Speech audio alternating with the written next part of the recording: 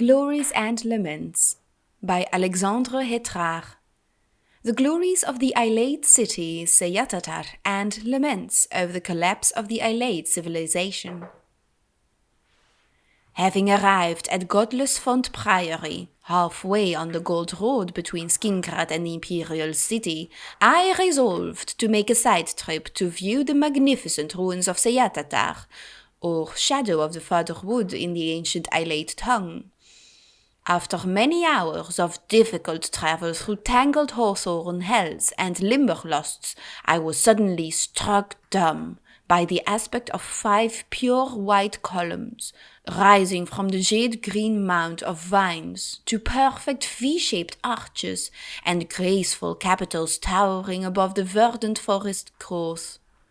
This spectacle caused me to meditate on the lost glories of the past, and the melancholy fate of high civilizations now poking like splinter shards of bone from the green-grown tumulus of time-swept obscurity.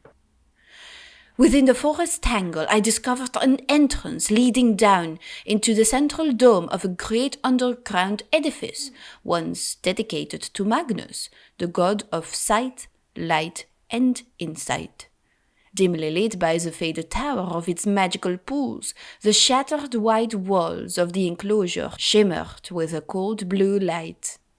The marble benches of the central plaza faced out across the surrounding waters to tall columns and sharp arches supporting the high dome.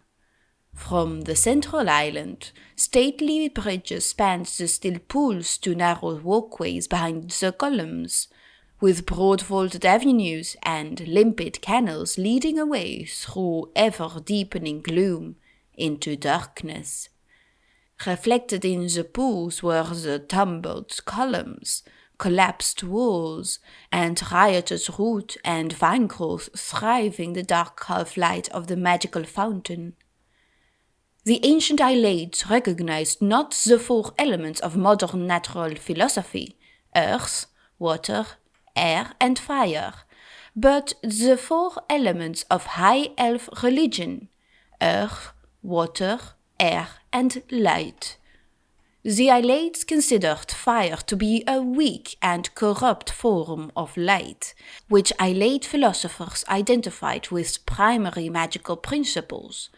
Thus, their ancient subterranean temples and sanctuaries were lit by lamps, globes, pools, and fountains of purest magic.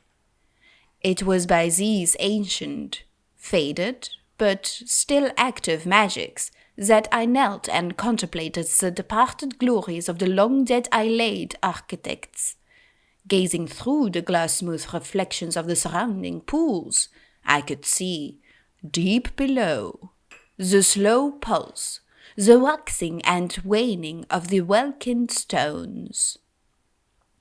The chiefest peril of these ruins to the explorer are the cunning and deadly mechanisms devised by the Ayleids to torment and confound those who would invade their underground sanctuaries.